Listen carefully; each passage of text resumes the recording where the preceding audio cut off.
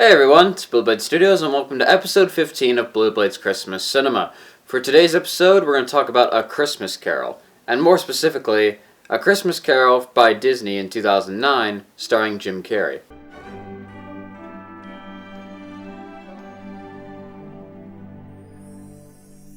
Now, when I was making the list of films I want to talk about for this Christmas series, I put A Christmas Carol on there because it's a classic story. I feel like I kind of have to do it.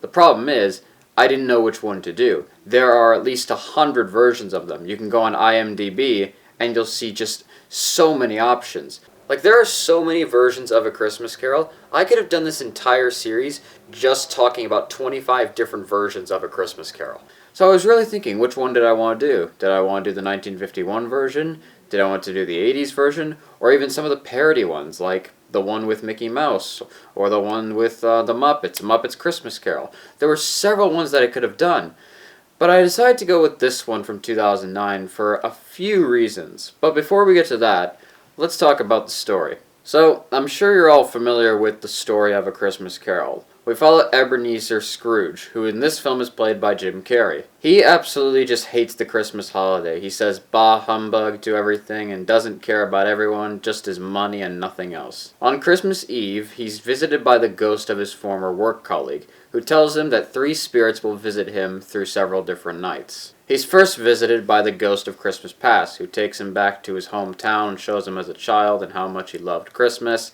and even the one time when he found love. He then meets the ghost of Christmas Present, who shows Scrooge the lives of several people around him, like his nephew, who's having a party where he's making fun of him, and this one guy who works for him, who doesn't really have much to give his family, and who also has another son named Tiny Tim, who is suffering from an illness. He finally meets the ghost of Christmas Yet to Come, aka the ghost of Christmas Future. And the ghost shows Scrooge the future where he's dead and everyone just doesn't care that he's dead, some are happy about it, people are stealing from him, and he even shows a scenario where the little boy Timmy has unfortunately passed away. He then shows Scrooge that he dies on Christmas, and this gets Scrooge to change, and by the end he's a very jolly man who does good for all, and just wants to really enjoy the Christmas spirit now. I say, what's today?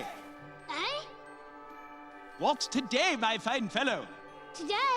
What Christmas Day? So, yeah, this version of A Christmas Carol is like all the others. It's still the same story, the same characters. It doesn't do too much different from all the other ones. And you may be thinking, why did I pick this version? After all, there were others to choose from. Some of them are even better than this one.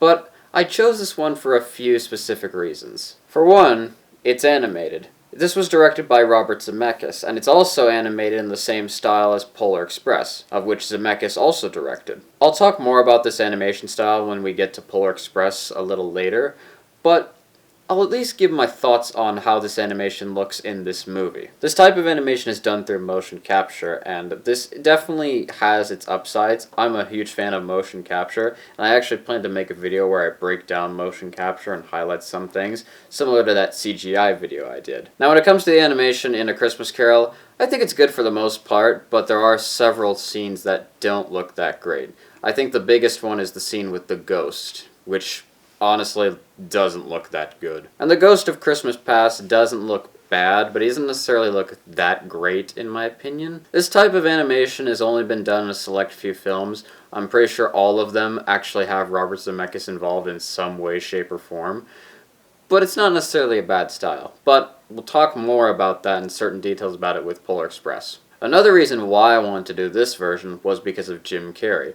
I am a bit of a Jim Carrey fan. I think he's quite funny. He's really good in this movie, and it really does show just how talented he is, as not only does he play Scrooge, but he also is the Ghost of Christmas Past and the Ghost of Christmas Present. And while he doesn't say anything, I'm pretty sure he also did the motion capture for the Ghost of Christmas Yet to Come. When this version came out, it did get criticized a bit for its darker tone, which I personally liked the darker tone. There's honestly something neat about how some scenes are actually quite creepy, and visually, even with the animation, some of the designs of several things look good.